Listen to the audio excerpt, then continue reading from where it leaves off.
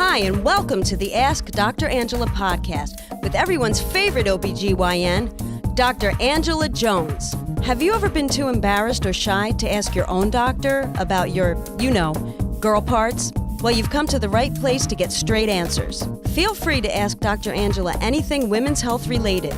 Obstetrics and gynecology? She keeps it real. Pregnancy? She's been there, done that. Menopause? She'll get you through. Young or old, Dr. Angela's got you covered, girl. Now here's Dr. Angela. What's good, people? This is Dr. Angela, everyone's favorite OBGYN, and I would like to officially welcome you to episode 300 of the Ask Dr. Angela podcast. Episode 300. Oh my gosh. I can't believe it. The 3 goose egg. That means when I've been in this podcasting game for a minute, been dropping this knowledge to y'all for a minute. Actually, I'm pretty psyched about that.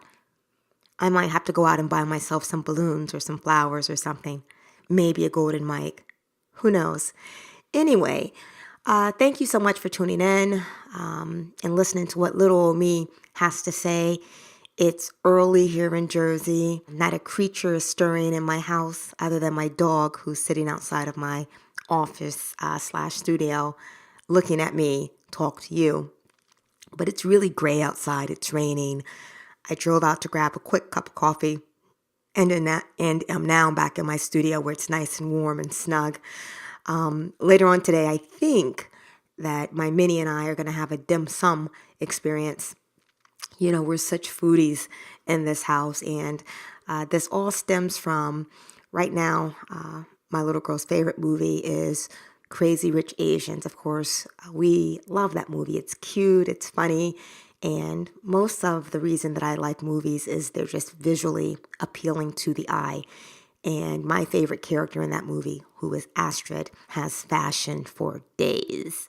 So a lot of times when I'm watching movies, I'm always taking note of the fashion, which is fun. But anyway, Francesca and I do a lot of cooking in the kitchen. And during one of the scenes, the family is gathered and they're making dumplings. And so she says to me, "Mommy, can we make some dumplings?" And I thought, oh boy. And so I thought about it and I said, that's a really hard undertaking. It's going to be a difficult task. However, I'm not saying that we can't ever make dumplings, but if you want some dumplings in the immediate future, I might be able to arrange for us to go to a really good Chinese restaurant where we can have a really good dumpling experience. So today, as long as she's feeling up to it, I think that we're probably going to have a dim sum experience. So I'm really excited because I love Chinese food, Chinese dumplings. It should just be some good eating all around. So hopefully it will be a really good time and our bellies will be not only full but very happy. So today's topic is travel during pregnancy, the do's and don'ts.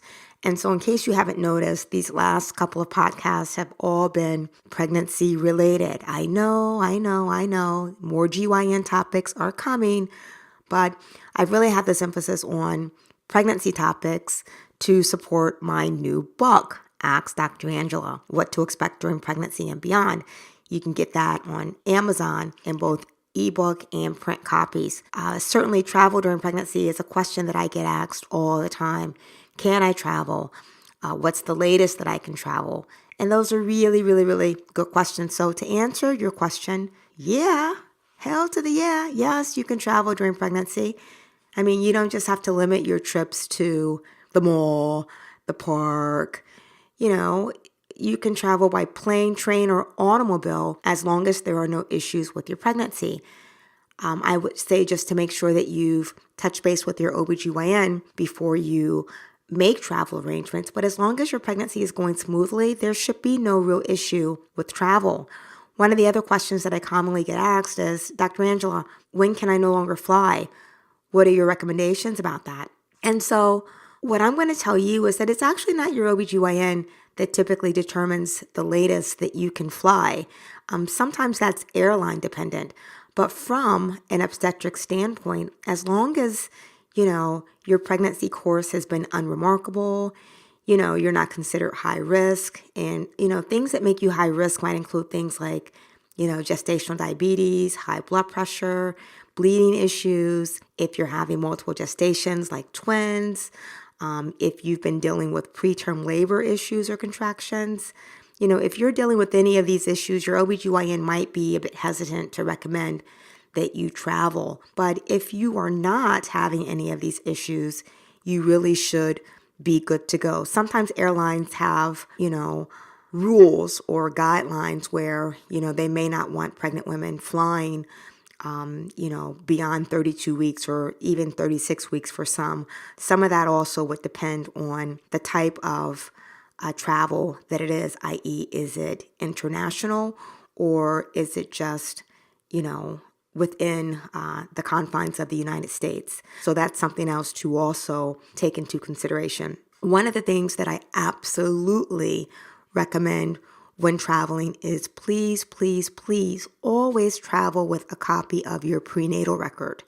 Your OBGYN office should be able to give you a copy of that without any issue.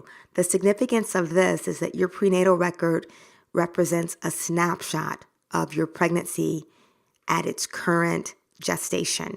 It's a snapshot. So in case something happens on your trip, while you're away, if you end up in somebody else's hospital or under someone else's care, you'll be able to hand them your documents and say, here, this is my pregnancy up to this point. Not only does it give them a full overview of your pregnancy, but it also prevents them from having to order a whole bunch of unnecessary tests.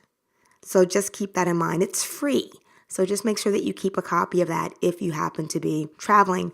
And then last but not least, one of my rules of thumb when traveling, whether you're traveling by car, train, plane, doesn't matter, is what I call my 2-hour stationary rule.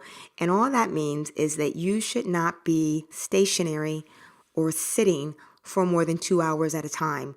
So, you got to make sure that you get out, stretch your legs. If you can't get up and walk around, doing your leg exercises, flexing and dorsiflexing your feet, rotating your ankles to the right or left. But if you're on a plane or a train, you can get up and walk up and down the aisles. And for most pregnant women, that's not an issue because you'll be taking frequent bathroom breaks. But if you're driving or on the train, you'll want to make sure that you get up, walk the aisle, take those rest stops, get a snack, something like that. And certainly the reason for this recommendation is that pregnancy does put you at an increased risk of clotting. That's in all pregnancies. So just some things to keep in mind. Hopefully that tidbit helped.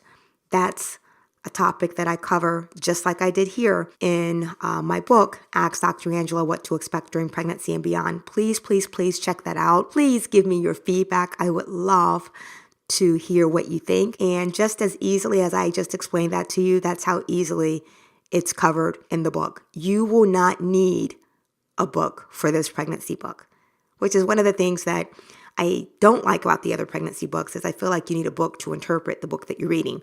You're not going to find that with this book. So make sure that you check it out. You can get it on Amazon. Ask Dr. Angela What to Expect During Pregnancy and Beyond. It's in a print and ebook format. Thank you so much for tuning into today's podcast. I appreciate all the love and support always. I appreciate the shout outs that I've been getting on social media. All the love that I'm getting both nationally and internationally is just beyond descript. So thank you.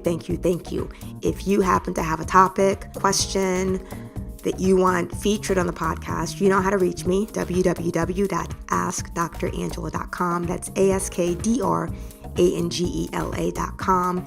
You can either send me an email, you can direct message me on any of my social media outlets. That's Twitter, Instagram, Facebook. You know what to do. In closing, I'm going to leave you with this. It's another one of my inspiring quote books that I like. I got this when I actually graduated. I want to say from high school. That's how old this book is, but it's called Congratulations, Graduate. And today's lesson says, life's challenges are not supposed to paralyze you. They're supposed to help you discover who you are. I'm going to say that again. Life's challenges are not supposed to paralyze you. They are supposed to help you discover who you are. Until next time, look better, feel better, be better.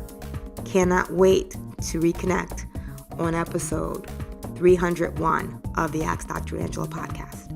Thank you for listening to the Ask Dr. Angela podcast. For more information on women's health and the show notes for this episode, please visit Dr. Angela at www.askdrangela.com. While you're there, don't forget to leave your own message for Dr. Angela. See you soon! All of the information provided and discussed in this podcast is for educational and informational purposes only and should not take the place of consulting a physician.